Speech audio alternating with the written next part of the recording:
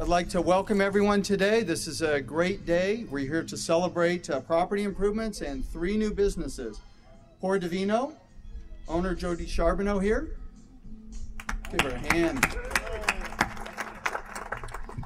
Kinetic Brewing Company, Merle McClernand. And then older restaurant that's going to have a new facelift. We have here Elma Gonzalez from Pueblo Viejo. Also with us, our Vice Mayor, Ron Smith. And I will be introducing our mayor in a moment. This is a great day because through the actions of the City Council, who had the foresight to approve funds, and yes, they're redevelopment funds, this is what your redevelopment dollars do, to help businesses open business. This is what government's supposed to be for, to partner, and that's what this council did. As I was coming down here, I was thinking, when I was a kid, I came down here and I never knew when some of the things started. There was always a movie theater, there was always a bowling alley, there was always a barbecue bills, all the stuff that was down here, I just assumed it was. The exciting thing is we today, in 2010, 2011, get to see when this stuff started. So 20 years from now, when we come down here, we're gonna know where it started and what it used to look like. Just really an exciting time to be part of the city of Lancaster. And as I always say, it starts with leadership. If we didn't have a council that was willing to go out and make decisions and partner with the community, it wouldn't happen. You know, this is incredible. I honestly think this boulevard is blessed. And the reason I'm saying that is look how fast those trees are growing. That ain't normal. I mean, this thing is going to come to fruition faster than I ever dreamed. But, you know, it really wasn't us, it really wasn't the council, it was the small business owners who had the courage in this economy to open up a new business. I mean, I mean, they can't all 3 be crazy. Maybe. That takes incredible courage. And if the small business owners weren't willing to do this, none of this would have happened. You know, we provided the initial $10 million, but you're going to see a $150 million boulevard by the time it's done. And that $140 million did not come from us, believe me. It came from the people with the courage to invest in this city. And look at it. It's just, wow. You know, when this press conference is over, you can tell them I said it was okay. You should go over there and see that theater. That's just, I can't believe that theater is in Lancaster.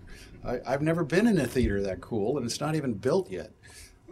This is going to be an exciting summer. Thank you for coming. Thank you all for being here today, for me to have the opportunity to explain what we're doing here. Once again, a phenomenal job on the boulevard. We couldn't be more proud to be a part of this project. The development is going great. My name is Jody Charbonneau. This is Jason Brookins, co-owners of Blvd Wine Lounge and Bistro. And we're very, very excited and thankful to be a part of this. But first and foremost, I would really like to thank the city for choosing us as a participant in their facade improvement program. This is enabling us to put a unique rooftop balcony on the building where you'll be able to enjoy your wine, watch the sunsets, overlook the boulevard. We'll have a fireplace up there with lounge seating and table seating overlooking the boulevard. It's going to be just a phenomenal venue. The funding from this is what made it possible for us to do that. So thank you very much. Appreciate that very much. Thank you. In addition to the balcony, we will have ample patio seating in the front, and we'll also have a elegant interior that's displaying and featuring our wine selection. So it's going to be a kind of a different atmosphere than you're used to seeing in the Antelope Valley. Our menu will include lunch, dinner, and a Sunday brunch, champagne Sunday brunch, and we are visiting the option of having a contemporary gospel Sunday brunch, so that might be kind of fun too here. Our menu items will all be sommelier inspired and designed to pair with the wines that we have in stock. Blvd will also feature monthly wine tastings by selected vintners coming in to share their new products and educate, you know, both the connoisseur and the novice alike on what they have to offer. So that'll be a lot of fun, and we'll also be offering wine pairing and wine tasting classes that the public and visitors are welcome to attend.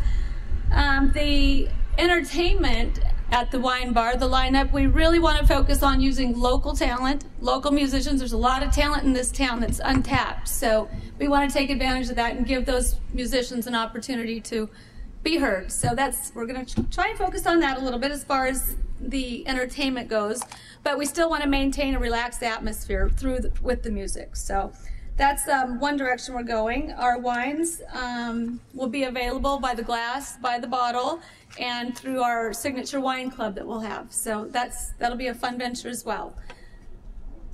Due to the diligent efforts of the AV Wine Growers Association, the Antelope Valley was recently designated as a wine region with the American Viticulture Association.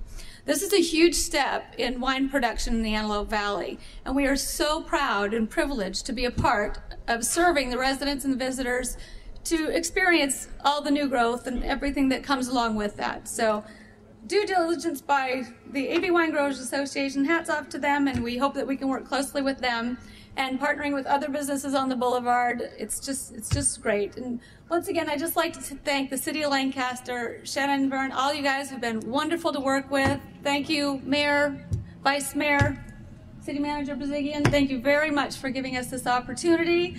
Merle, thank you very much. You've been invaluable to us. And Scott Ehrlich, I don't think he's here today, but he's done a fantastic job here, so my hat's off to him as well. Thank you, and I can't wait to see you there. I've been on this boulevard for 14 years, opened an architecture firm here. I've seen things boom, I've seen them crash, and now I see them coming back, and they are coming back. It's obvious by looking around us. The facade improvement program is just another step in the right direction. The city has the forethought and the foresight as a whole to say, small business matters. Let's put the money where people can use it and work and create jobs. Let's toss a few numbers out there. Construction jobs, just this project, 60 to 70 over 4 months, all local people. Okay, that comes right back into our economy. Permanent jobs, 35 to 40. They're in the service sector of our industry here, which is the weakest part of our employment right now. So we're going to put 40 jobs out there. They're permanent. Tax base, let's talk about taxes. Sales tax, property tax, federal excise taxes, everything with the word tax after it. Every time you open a business, you pay them. That goes back into the city coffers. They get a percentage of everything we do, so it's a wise investment. The project that you see behind us, about $1.1 million of private money is going to go into it. The city's going to put in $120,000 between the three of us. It's a great investment. That money is going to come back to them within just a few years, and then after that, it just keeps on paying. So that's really, really important for all of us to think about and what a facade improvement program and a business improvement program does, and that's what it does. In today's environment, there's a lot of places where people back off. You know, they say, oh, we can't do anything, we can't do that. The city has pretty much thumbed their noses at the economic situation and said, let's go. You know, let's go forward, let's do this. Are we taking risks? Sure we are. It's part of business. We're taking a risk, the city's taking a risk, but it's a good one. They're putting their focus where it matters, on people. Bottom line, it's those people that get up in the morning and they say they're going to make a name for themselves, they're going to work hard. That's what they're providing for all of us. For myself, for Jody, for Elma and her mom, Josephina. That's what they're creating here today. I definitely owe thanks to the entire city staff. Permit technicians on up. Anytime we need something on this job, we get it. If we have a question, it gets answered. We need something done, they take care of it. And it gets done right. You know, it's really easy for me as the architect on this job and also the general contractor to get this done on time, because that's the type of atmosphere they've created in the city. It's just not so elsewhere.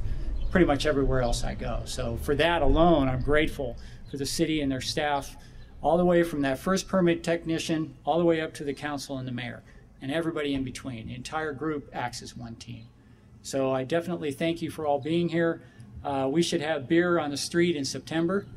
I think they'll be open in August because they don't have to brew it and let it ferment. So if any questions, feel free to ask for me afterwards. Thanks. Okay, first I'd like to thank the mayor. We really appreciate the support that we're getting for our small business, so thank you for that. I'd like to talk a little bit about the restaurant. Some of you guys may be familiar with us. We have actually been opened here in Lancaster for a little bit of 2 years now. We had a restaurant in Palmdale Boulevard, sorry, not talking about Palmdale, but we had it for a little more than 15 years. So what we really appreciate the facade. It's going to be more appealing, bring people in, definitely increase our business.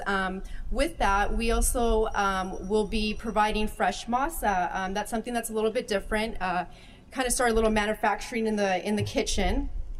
This will be for everyone from holidays who want to make tamales, want to make their own pupusas, tortillas, but it's definitely not closed off to other businesses as well. We know that there's a lot of Latin American restaurants around here who would want to have fresh masa for their food. So I'd like to say that we offer a little ethnic flair to the boulevard. Like I said, we do serve Latin American food. But what I would like to think separates us is that we do use traditional flavors, but with a little more refined taste. So I'd like to thank you guys again. I had some additional remarks prepared here, but the business owners took it all. We could not say better how they said how we feel about this city and how we feel about the partnership. So with that, we thank you for coming. The folks up here will be available to any of you and the media to talk to afterwards. Thank you very much.